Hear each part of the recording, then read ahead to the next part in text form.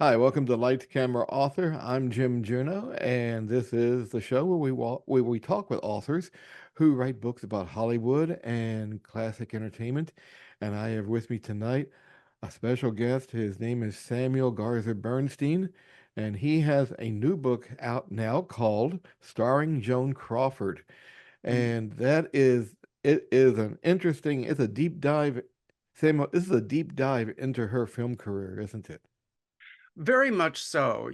I feel like we all kind of know who she is and we have our ideas about her, but particularly because of Mommy Dearest, for good or for ill, that's why we know her now. And I kind of wanted to say, this lady had a whole lot more going on, and I wanted to really take a deep dive into her career and especially the different women that she came to embody over her 50-year career because she started out as one thing and she morphed into many different things. That's right. I mean, she started out biggest eyes I've ever seen on a star. And she was a dancer. Yep. Um, Now, her real name, this is going to may surprise some people who don't know her story, it was Lucille Lesueur. Of course, they changed that the moment she got to Hollywood. They said, well, we got to change that last name. And she became Joan Crawford. But she, like you said, she transformed herself over and over and over. She started out as an ingenue back in the Well, 19, and as a jazz baby, as the right. personification, she's actually introduced in Hollywood Review of 1929 as the personification of youth and beauty, and she really was. And was it F. Scott Fitzgerald who wrote about her? Was that He did. It's funny because part of what I like doing is sort of deconstructing the myths around certain things.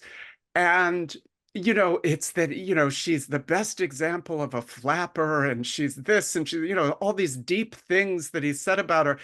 And I actually found where he was writing this, and it's because he got like $250 to write for a fan magazine and was writing about six different actresses of the era and just said a whole bunch of stuff about them because he was being paid to write an article. So, there's when you peel back a lot of things in Hollywood, they're like, yeah, it was a job. It wasn't some pronouncement for the ages, but then it sticks. And he was right. She was the jazz baby, the flapper. And speaking of it being a job, you were actually researching, was it Douglas Fairbanks Sr. when you hit upon her? Well, sort of. I mean, the thing is, I when I was 17, I moved to New York to, go to the big city and make my mark. And through a weird series of events, I wound up helping in Douglas Fairbanks Jr.'s office when he was writing his first memoir, Salad Days. And, of course, he was Joan Crawford's first husband, and we talked a little bit about her. I mean, I was very careful. I wasn't, he was very upset about Mommy Dearest. I mean, it had been some years since it had been published, but if anybody brought it up, he was just, Okay, it yeah. just made him furious. And so, but I was just kind of like, can you tell me a little bit about her kind of place in Hollywood and what who she was, because I know she started so young and so early. And he's the one who said, the Joan that he knew, who he called Billy. And in one of those Hollywood myth deconstruction things, nobody really remembers why he called her Billy, whether it was because her nickname growing up had been Billy, or whether it was because Billy was her character name in the movie they did together, Our Modern Maidens. And it's like that blurring of fantasy and fact is like, I just love that. Was it because it was your name or was it because of your character? I don't know. We'll call you Billy. Anyway, he said that really I should look for some of her early movies because she was so joyful and wonderful. And so I did. And I saw Our Dancing Daughters in a revival house. Back in the day, there was before VHS, Yes, and indeed. you had to go to a big theater. And I just couldn't believe it from the very first moment. I mean, from the first moment, the camera is on her feet and she's dancing and in a three-way mirror. And you're seeing like all of these images of her feet just like dancing, dancing, dancing. And it's so like visually exciting and modern, like very modern. Mhm. And then as I'm watching the movie, I'm kind of like, she could be doing this right now. I mean, allowing for the fact that it's black and white and a silent movie, and I mean, but her kind of can-do optimism, which is really what she had going for her for almost 20 years as a star, Yeah. well before Mildred Pierce and Whatever Happened to Baby Jane and, all of the 50s sort of, high-powered dramas. She was this really, upbeat, positive, joyful, and I mean, she became queen of the rom-coms. And Oh that's yeah. just something that people really do not remember, at all.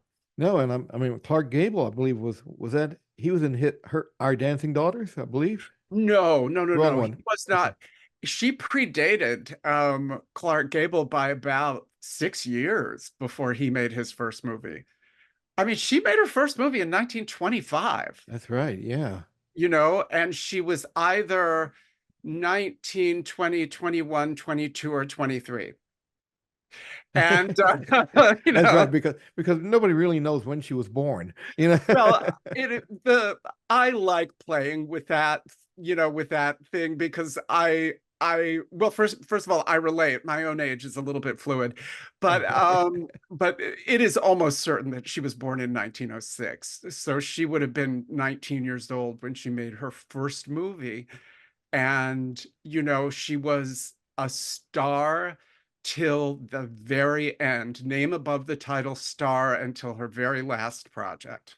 Last project, and that being the Night Gallery with, or Well, was there I one mean, you more? could say Night Gallery. I think, I'm not always fantastic with dates off the top of my head, but I think her last thing was an episode of a similar show called Sixth Sense, The Sixth The Sixth Sense. Sense. I cannot pronounce that at all. Which was the title of it was Dear Joan, We Want to Scare You to Death. And Oh, okay. and it was this weird sort of, mind trippy kind of thing where these hippies, these counterculture ruffians were trying to kind of drive her out of her mind. In your book, you say that she had a dim view, especially during this time, that she was a dim view of the women's lib movement. Well, I was just talking about this to somebody the other day. I think for women who were very powerful in her time, Hmm. the feeling was there was kind of room for one. There's room for me. That's it. And I think she was very down on the idea that they didn't look like beautifully dressed ladies. Like she was very into appearance and stuff. And yet, as she's talking about women's lib sort of, poo-pooing it somewhat, she is living her life according to every tenet of women's liberation and feminism. She is doing everything she wants. She had her name above Clark Gable's. That Yep. was in her contract. And, the last movie they did together, really, he was the lead and she was kind of a supporting character. But they, you know, MGM was sort of in a bind. So what they ended up doing was on the posters, it was Joan Crawford and Clark Gable in Strange Cargo. That was the movie. And in the on the screen, the order was reversed.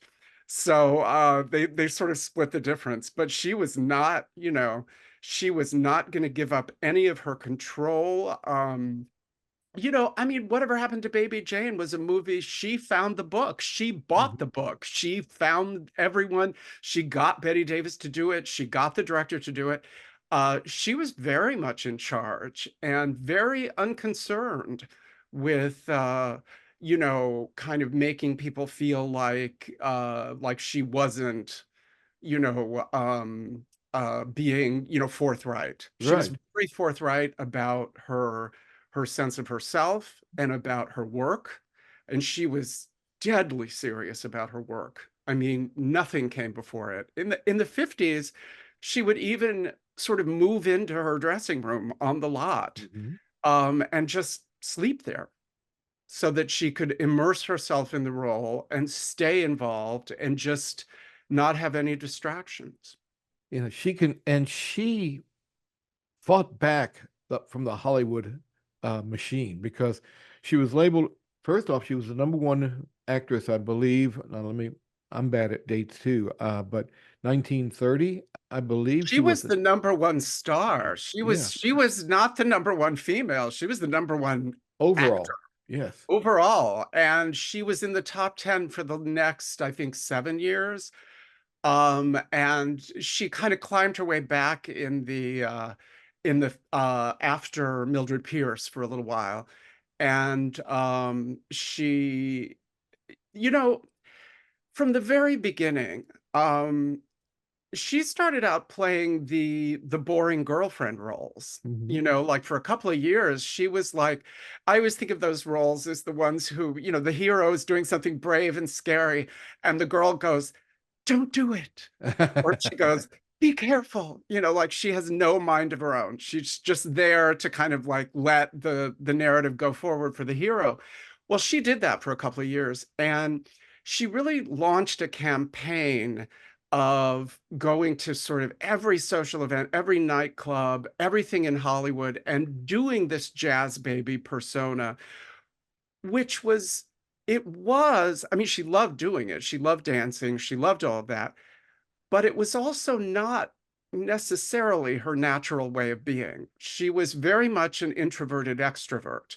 So she would worry very much about what everyone thinks of her and then go and like do it and then go home and worry again about what did everybody think of me.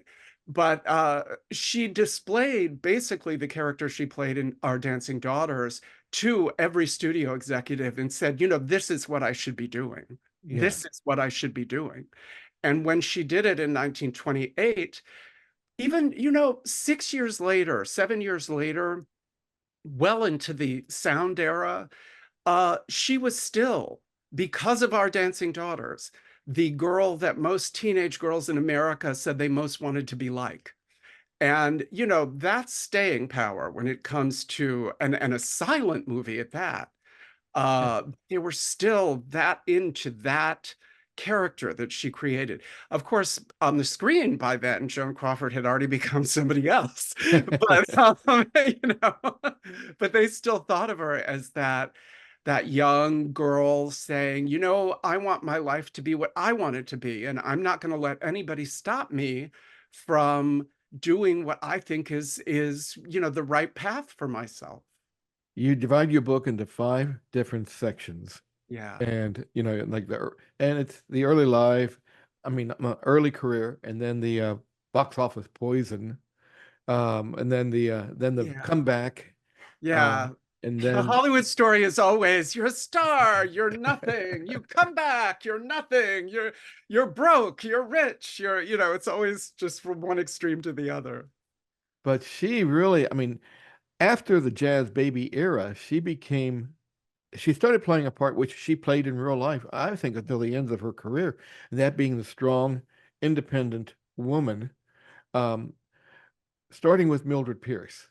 You know, Well, now you have to remember, Mildred Pierce was 20 years after her film debut. that's right. Yeah. The big box office years at MGM, she was playing giddy socialites. She was playing, I mean, they were headstrong, they were always in charge. So that part never changed. She was always the character who drove the action. which is very different from a lot of other actresses of the period, where the man drives the action and the woman is, riding along. No, Joan drove the action. And it was very often in those movies, it's like, I don't know, is she going to pick the fabulously handsome and wealthy Clark Gable, or is she going to pick the fabulously handsome and wealthy Robert Montgomery? She's going to pick Gable. She's So, like, yeah, just I would too. So, like, she's going to pick Gable. But, she made a lot of racy movies in that period where she, and she that was, her kind of the period where she did a lot of sort of almost Cinderella roles. I mean, she would start out as a poor girl and become like she would be a shop girl and then become a wealthy, glamorous woman. And she had run her course at MGM, and by like about 1943, 1942, and she'd been there for 18 years, and her movies were still making money. It's funny because her last two films people always talk about as these terrible failures. I've seen the box office figures from MGM. They Mhm. weren't like big hits, make no mistake, but both of them made money. Like they made money. But she really, her career meant everything to her. Mhm. And she knew that if she stayed at MGM, she really it just wasn't going to get any better because the producers on the lot still thought of her as the giddy socialite from 1935. And she's like, I'm a grown-up woman now, and I Exactly. need to play grown-up woman parts. So she paid $100,000 to MGM to get out of her contract and immediately signed with Warner Brothers. And within 3 years, I think, she was making more money than Betty Davis. She was the Wow. top star on the lot. Now, nobody said that to Betty Davis, but And they wanted to stay alive, you know. yeah, but Mildred Pierce was a giant Yeah. hit. And she stayed, she didn't make movies for a year and a half while they searched for the right one. And when they found Mildred Pierce, it had everything. She got to play the drama, she got to have some glamour, but she got to be a hard scrabble, hard worker starting out poor. And she was at a new studio with new lighting technicians. And let me tell you, lighting was Oh, everything to her. yes. So, at MGM, it was always like everything had as much light as possible. So you could see how expensive everything was. Mhm. But at Warner Brothers, everything was in the shadows, and she became this different film noir kind of presence with these penetrating eyes and these cheekbones for days, and the public loved it. Exactly. I mean The that, public loved it. and you used the term I was about to say, film noir. I mean that's what Warner Brothers is famous for, or at least the in the 40s and Yeah. 50s. That's what Warner Brothers was famous Abs for. you could argue that they were doing film noir before film noir existed, because in the 30s they were known for, these Public Enemy and these Mhm. gangster movies and Humphrey Bogart and really really hard-hitting, very true to life sort of things.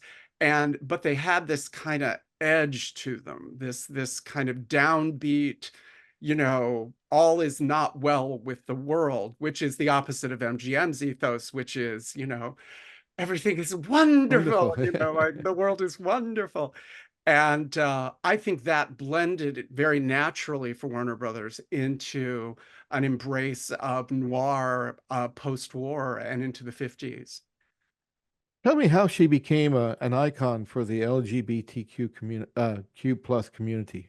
Well, it's always tricky because, there's never any one reason, there's never any one kind of path.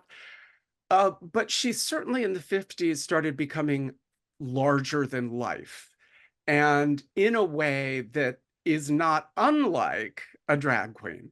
Now, I am not one of those people who like look at her performances in the 50s and go, "Oh my God, she's a drag queen." She's not. She's a woman. She's playing it straight, but she's so large. And once she was in color, in Yeah. Johnny Guitar and Torch Song.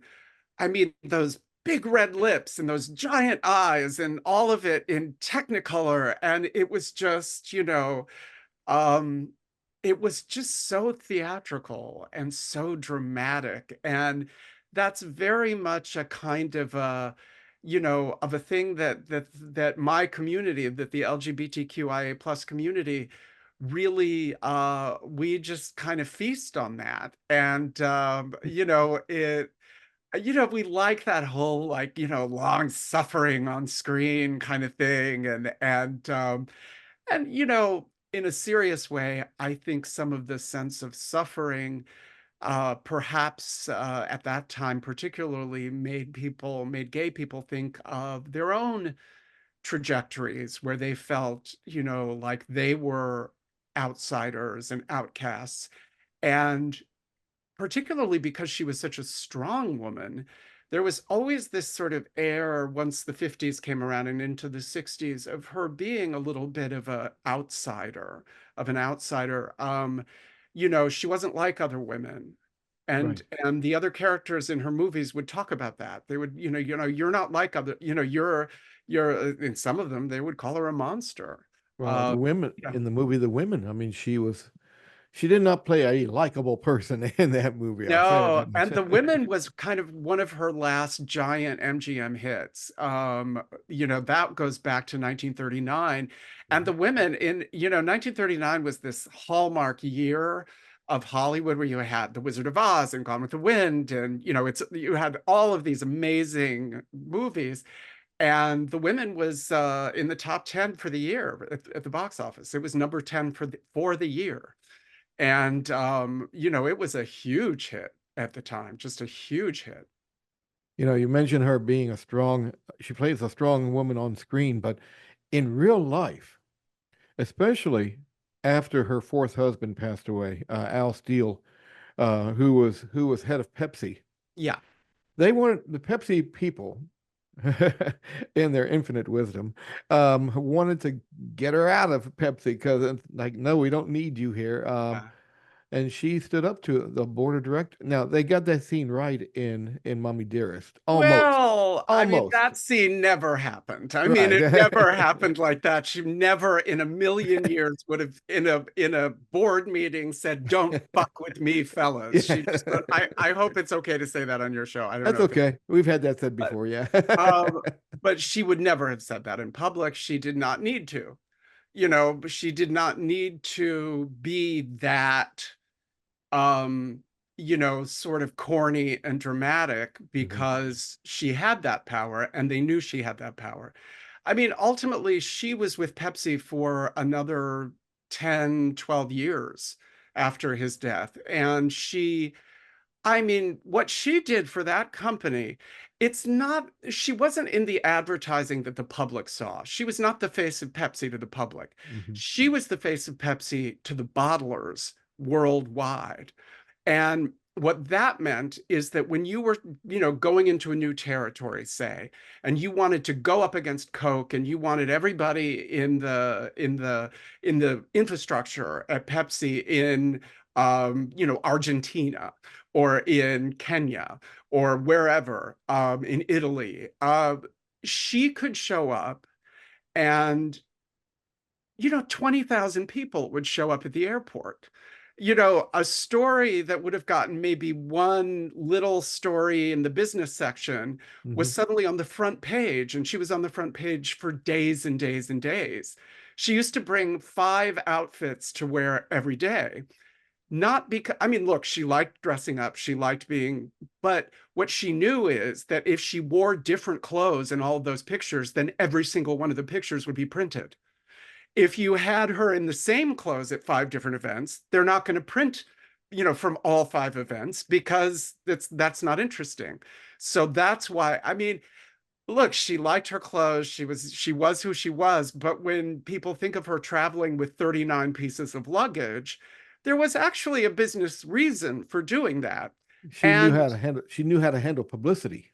She big knew how time. to handle publicity, and it, and dressing up is fun. Yeah. Come on. But but there was, and that's true of a lot of things. You could say, oh, that's a little bit frivolous, or that's this, or that's that. But she really always had a reason for why she was doing what she was doing. And for her traveling like that, it made perfect sense. And Pepsi got millions of dollars of publicity because of her. And it worked out really well for her. She had a secretary, she had a staff, she got to travel first class all over the world. And it worked out with some of the movies she made in the 50s and 60s, where Pepsi would become part of the sponsorship. And, you would show I mean, sometimes ridiculously so. Like there's a movie she made called The Caretakers, which is set in a mental institution, and they have a picnic one day, and there's a little stand with a Pepsi sign, where the hot dogs are, and it's like, okay, come on, like I don't think they'd have a Pepsi stand there, but she pioneered a lot of things like that were smart business decisions. One loaded question before we end this today. You've done the research. You've talked to people who've known her, who was married to her. Let's talk about Mommy Dearest. Your opinion. Was she like that, how she was portrayed in the book, or was was that kind of like more to sell the books? Um, I think that she and Christina Crawford had a terrible relationship. I think they were both incredibly headstrong and incredibly powerful, and did not like to be, countermanded at all. There were public, in fact, I print an article from 1960 in Redbook that talks about the revolt of Joan Crawford's daughter, and mentions a lot of the same events that are in Mommy Dearest. Not the violence of them, Right. but the events themselves. I do think that, um, I mean, it's my sense that some of her actions towards Christina probably did cross into abuse. I also think that the memory, I came from a very violent upbringing as a child. And I know that we tend to look at those things and think of ourselves as the lead character, like everything was happening because of us, or to us, or but all sorts of things were going on that really weren't about, that child or this child. I do find myself sometimes, because I reread Mommy Dearest, and I kind of, I mean, it's not fair, but I did like read some of it and go like, do you have to poke the bear? Can't you just like, like, oh my God, can you just be smarter? And I mean, it's not on a child to be smarter. That's Right. not, but I just think they really did not have a good relationship. Her two other daughters, till their dying day, said how much they loved their mother and how wonderful she was to them. And I think both things can be true. I don't think it's one or the other. I think, as we all know, in large families, sometimes we have different parents, because they're at different times in their lives. My husband's the youngest of six. His parents were well set and very well off by the time he was born. And they were also, that was by then, really, if something fell on the floor, they'd just stick it back in your mouth. They didn't Yes, care. that's Uh, exactly. but with the first child, they were in a very different social circle, different economic circle. Those children had different parents. And I do think, I mean, I feel like maybe I'm sort of sidestepping the question somehow, because I'm That's not okay. really saying yes or no, but I don't think that Joan was a good mother to Christina by any sense of the imagination. If Christina remembers some of it with a certain amount of vivid embroidery, I think my sense is that that may be what she really believes, because we're all like that. I do Yeah. that. Like I remember something a certain way, and someone will be like, "Yeah, that's not really how that happened." But in my mind, I'm sure it did, and it's real to me. And I think there's some of that going on too. Well, the book is starring Joan Crawford, and the author is Samuel Garza Bernstein. Samuel, I really want to thank you for being on Light Camera Author today.